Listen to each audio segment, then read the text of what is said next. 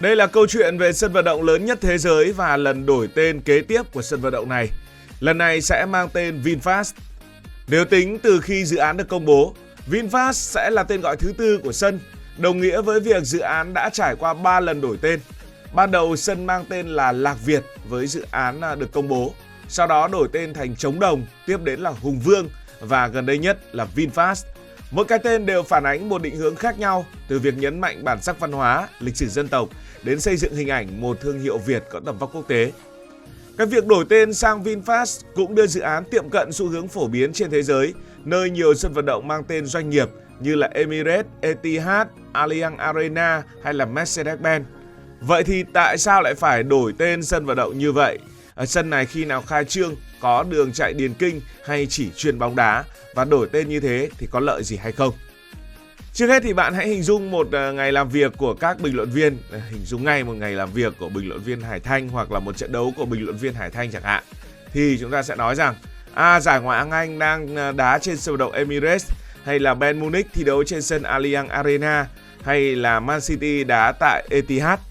Có một điều rất thú vị mà nhiều người xem bóng đá ít khi để ý, đó là chỉ trong khoảng hơn 90 phút của một trận đấu, bình luận viên có thể nhắc tên sân từ vài lần, vài chục lần cho đến nhiều lần hơn nữa.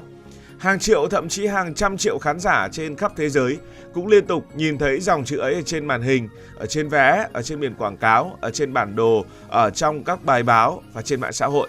Điều đó có nghĩa là mỗi lần tên của một sân vận động được nhắc đến thì doanh nghiệp gần như vừa nhận thêm một lần quảng cáo miễn phí. Giả sử bây giờ mà không đặt theo tên doanh nghiệp mà đặt theo tên địa điểm chẳng hạn, thì nếu không có sân vận động quốc gia Mỹ Đình chắc cũng ít người Việt Nam biết đến Mỹ Đình. Chính vì thế ở thời đại ngày nay, cái tên của một sân vận động không còn đơn giản là tên của một công trình.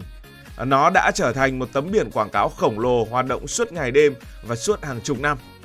Đó cũng là lý do khi Việt Nam xuất hiện thông tin về sân vận động VinFast, nhiều người lập tức liên tưởng tới xu hướng đã rất phổ biến tại châu Âu và Mỹ. Đây không phải là chuyện ngẫu nhiên, đặt tên để cho hay, đặt tên để cho oách, mà là một mô hình kinh doanh đã tồn tại nhiều thập kỷ. Nhắc lại một chút về sân vận động VinFast thì đây là sân được thiết kế theo mô hình sân bóng đá chuyên dụng, tức là không có đường chạy điền kinh bao quanh mặt cỏ. Đây là xu hướng của hầu hết các sân vận động bóng đá hiện đại. Đó là những gì mà mình đã tìm được, không biết là bây giờ có thêm những cập nhật gì chưa. Việc bỏ đường chạy giúp khán đài được đưa sát đường biên, rút ngắn khoảng cách giữa cầu thủ và người hâm mộ, tạo nên bầu không khí cuồng nhiệt hơn rất nhiều. Thay vì phải nhìn trận đấu từ cách mặt cỏ vài chục mét như ở các sân đa năng, khán giả sẽ có cảm giác đang ngồi ngay bên cạnh sân. Và theo kế hoạch hiện nay, sân VinFast dự kiến sẽ hoàn thành vào khoảng tháng 7 năm 2027. Sau đó sẽ trải qua giai đoạn nghiệm thu, kiểm định và vận hành thử trước khi chính thức mở cửa đón các sự kiện đầu tiên. Như vậy là nếu mọi thứ diễn ra đúng tiến độ, người hâm mộ có thể được bước vào sân từ nửa cuối năm 2027. Đây cũng được kỳ vọng sẽ là sân vận động có sức chứa 135.000 chỗ ngồi, lớn nhất thế giới nếu hoàn thành đúng thiết kế và đúng thời điểm ấy. Và quan trọng là trong thời điểm ấy chưa có sân nào to hơn được xây thêm. Không chỉ gây ấn tượng bởi quy mô, sân vận động VinFast còn được định hướng trở thành một sân vận động thế hệ mới, với mặt cỏ đạt tiêu chuẩn FIFA, nhiều công nghệ quản lý bằng trí tuệ nhân tạo. Thiết kế này giúp sân không chỉ phục vụ các trận bóng, mà còn có thể tổ chức các concert, lễ hội âm nhạc và các sự kiện quốc tế quy mô lớn, tương tự như những siêu sân nổi tiếng ở Mỹ và châu Âu. Việc lựa chọn thiết kế không có đường chạy điền kinh cũng cho thấy mục tiêu của dự án là hướng đến trải nghiệm bóng đá đỉnh cao, điều mà khán giả Việt Nam rất khát khao, bởi vì ở Việt Nam thì hầu như là sân nào cũng có đường chạy điền kinh. Bây giờ hãy nói về cái tên của sân này, vì sao sân phải mang tên doanh nghiệp. Thì trước hết hãy nhìn ra thế giới. Câu chuyện mật thiết nó liên quan đến tiền. Nếu cách đây vài chục năm, một sân bóng chỉ cần vài chục triệu đô la Mỹ là có thể xây dựng, thì ngày nay mọi thứ đã khác hoàn toàn. Một sân vận động hiện đại không chỉ có khán đài và mặt cỏ, nó giống hệt một thành phố thu nhỏ. Bên trong có phòng VIP, có khu mua sắm, có bảo tàng, nhà hàng, khách sạn, trung tâm hội nghị, phòng thu truyền hình, hệ thống an ninh, bãi đỗ xe, mạng internet, màn hình LED và hàng nghìn camera. Chi phí vì thế tăng theo cấp số nhân. Ví dụ, sân SoFi tại Los Angeles, sân này thì tổ chức World Cup đấy, tiêu tốn khoảng 5,5 tỷ đô, trở thành một trong những sân vận động đắt nhất lịch sử nhân loại. Hay sân của Tottenham Hotspur có giá khoảng 1,2 tỷ bảng Anh. Hay là sân Allegiant ở Las Vegas tiêu tốn gần 2 tỷ đô. Ngay cả những sân có quy mô trung bình ở châu Âu cũng dễ dàng vượt mốc vài trăm triệu đô la Mỹ. Và một cái khoản đầu tư khổng lồ như vậy thì không thể chỉ trông chờ vào tiền mua vé. Bây giờ chúng ta giả sử một sân có 60.000 chỗ ngồi, bán hết vé với giá trung bình 50 đô một trận, thì mỗi trận chỉ thu được khoảng 3 triệu đô tiền vé. Một mùa giải đá khoảng 20 đến 30 trận sân nhà, doanh thu vé vẫn còn rất xa mới đủ bù đắp chi phí đầu tư và vận hành. Thế là các chủ sân phải nghĩ đến một câu hỏi lớn. Ngoài bán vé, còn có gì bán được nữa hay không? Và câu trả lời chính là bán tên sân. Ở nhiều quốc gia, cái tên của sân vận động được xem như một loại tài sản thương mại, được gọi là quyền đặt tên. Hiểu đơn giản, doanh nghiệp trả tiền để thương hiệu của họ được gắn với một sân trong một thời gian nhất định, thường kéo dài từ 10 đến 30 năm. Một hợp đồng tương đối là dài.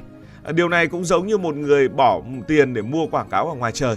Chỉ khác ở chỗ, thay vì treo trên một con phố, biển quảng cáo ấy được gắn lên một trong những địa điểm nổi tiếng nhất của cả nước, thậm chí là với những câu lạc bộ lớn, với những đội tuyển lớn là của cả thế giới. Có những hợp đồng trị giá hàng chục triệu đô mỗi năm, có những hợp đồng lên đến hàng trăm triệu đô, thậm chí có những thương vụ kéo dài thì được định giá hàng tỷ đô. Đổi lại, thương hiệu đó sẽ xuất hiện khắp nơi. Vé trận đấu thì phải in tên thương hiệu đó, bình luận viên thì đọc tên, bản đồ thì hiện tên, báo chí viết tên, người hâm mộ nhắc tên mỗi cuối tuần.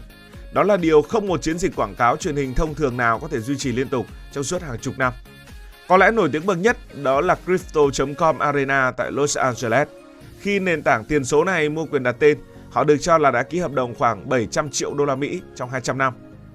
Hay như là sân SoFi, là sân nhà của hai đội NFL tại Los Angeles. Hợp đồng đặt tên ước tính vào khoảng từ 400 đến 600 triệu đô trong vòng 20 năm. Hơn thế nữa, một sân bóng ngày nay không chỉ phục vụ bóng đá. Một sân vận động hiện đại gần như hoạt động quanh năm, cuối tuần đá bóng, giữa tuần tổ chức concert, có lúc lại là hội nghị doanh nghiệp hay là lễ hội âm nhạc. Điều đó đồng nghĩa với việc tên thương hiệu trên sân cũng xuất hiện trong vô số bối cảnh khác nhau. Giá trị quảng bá vì thế tăng lên rất nhiều. Và nếu bạn để ý, bạn sẽ thấy rất nhiều sân nổi tiếng mang tên các hãng hàng không. Ví dụ sân Emirates của Arsenal, sân Etihad của Man City. Đây không phải là sự trùng hợp. Các hãng hàng không muốn xây dựng hình ảnh toàn cầu. Một người xem bóng đá ở Việt Nam, Nhật Bản hay là Brazil có thể chưa từng bay với Emirates, nhưng chắc chắn đã nghe cái tên hàng nghìn lần khi xem Arsenal thi đấu. Dần dần thương hiệu trở nên quen thuộc trong tâm trí người hâm mộ. Khi có nhu cầu đi du lịch hay công tác thì khả năng họ nhớ đến Emirates hoặc Etihad sẽ cao hơn rất nhiều so với một hãng chưa từng xuất hiện trước mặt họ. Đó chính là sức mạnh của việc gắn tên thương hiệu. Nhưng tất nhiên không phải sân vận động nào cũng đổi tên. Dù xu hướng thương mại hóa rất mạnh, vẫn có nhiều sân kiên quyết giữ tên truyền thống. Old Trafford vẫn là Old Trafford, Anfield vẫn là Anfield, Santiago Bernabeu vẫn mang tên như vậy, Wembley vẫn là Wembley. Lý do rất đơn giản, những cái tên này bản thân đã là một thương hiệu vô giá. Chúng gắn với lịch sử hàng chục thậm chí hàng trăm năm, với những trận đấu kinh điển, những doanh thủ huyền thoại và những ký ức của nhiều thế hệ người hâm mộ. Đổi tên sân như vậy có thể mang lại rất nhiều tiền, nhưng cũng có nguy cơ mất đi bản sắc, hoặc đơn giản là chưa có đủ những hợp đồng quá béo bở. Chính vì thế, nhiều câu lạc bộ chọn cách giữ nguyên tên sân rồi bán quyền đặt tên cho từng khán đài, khu VIP hoặc các hạng mục khác để cân bằng giữa lợi ích kinh tế và giá trị truyền thống. Phân tích một hồi thì thấy rằng VinFast Stadium cũng đi theo xu hướng này.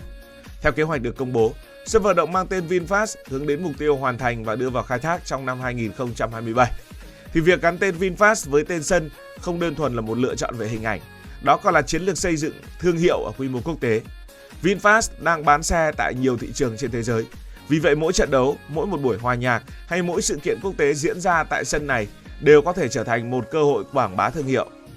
Nếu trong tương lai sân đăng cai các giải đấu lớn của châu Á hay thế giới, cái tên VinFast sẽ được hàng triệu khán giả quốc tế nhắc đến, giống như cách người hâm mộ bóng đá ngày nay vẫn nhắc đến những cái tên đã quen, ví dụ như là Emirates, Allianz Arena hay là Etihad. Nói cách khác, một sân vận động hiện đại không chỉ là nơi thi đấu thể thao, nó còn là một đại sứ thương hiệu hoạt động không ngừng nghỉ. Cảm ơn vì dành sự quan tâm cho video này. Nếu thấy thú vị, bạn có thể nhấn nút đăng ký kênh, bật chuông thông báo và chia sẻ. Còn bây giờ thì xin được nói lời chào tạm biệt. Cảm ơn các bạn đã dành sự đồng hành cùng Hải Thanh Story. Đi qua những vùng đất, khám phá những điều mới.